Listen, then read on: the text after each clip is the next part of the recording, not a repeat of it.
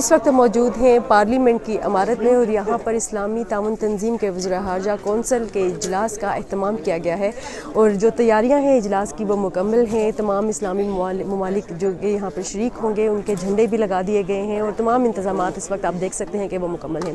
11 بجے یہ اجلاس شروع ہوگا اور پاکستان اس اجلاس کی نمائندگی 5ویں مرتبہ کر رہا ہے۔ اس سے قبل 4 بار پاکستان اسلامی تعاون تنظیم وزراء خارجہ کونسل کے اجلاس کی میزبانی کر چکا ہے اور اب آج کے اجلاس کا جو تھیم ہے وہ یہ ہے شراکت داری، اتحاد اور انصاف۔ اس کے علاوہ آج کے اجلاس میں 100 سے زائد قراردادیں پیش کی جائیں گی۔ کشمیر کے حوالے سے قرارداد بھی پیش کی جائے گی جو وہاں پر بھارت کی جانب سے جو وہاں پر مظالم جاری ہیں بھارت کے زیر انتظام کشمیر میں، اس حوالے سے بھی یہاں قرارداد پیش کی جائے گی۔ اس کے علاوہ آپ کو یہ بتاتے چلیں کہ 650 وفود یہاں پر شریک ہوں گے۔ اس کے علاوہ تقریباً 47 سے زائد یہاں پر وزراء خارجہ اور نائب وزراء خارجہ اس وقت پہنچ چکے ہیں اور مزید جو ممالک ہیں اسلامی ممالک ان کے وزراء خارجہ کی آمد کا سلسلہ جاری ہے۔ 11 بجے یہ اجلاس شروع ہوگا۔ سب سے اہم جو خطاب ہے وہ وزیر اعظم عمران خان کا ہوگا۔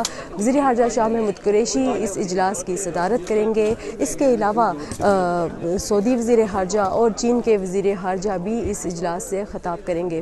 وزیر خارجہ شاہ محمود قریشی نے بتایا کہ چین کے وزیر خارجہ اس اجلاس میں مہمان خصوصی ہیں اور یہ پہلی دفعہ ہے کہ وہ کسی بھی وزراء خارجہ کونسل کے اجلاس سے خطاب کریں گے۔ اجلاس میں جو 2 روزہ یہ اجلاس ہے، آج کے دن اجلاس کی جو تقاریر ہیں، خطاب ہیں، اس کے بعد کلوز سیشن ہوگا۔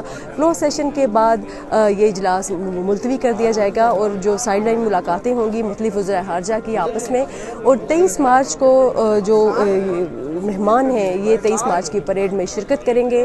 اس کے بعد دوبارہ اس اجلاس کا سیشن ہوگا اور 23 مارچ کی شام کو OIC کا یہ جو اجلاس ہے وزراء خارجہ کونسل کا، اس کا اعلامیہ جاری کیا جائے گا۔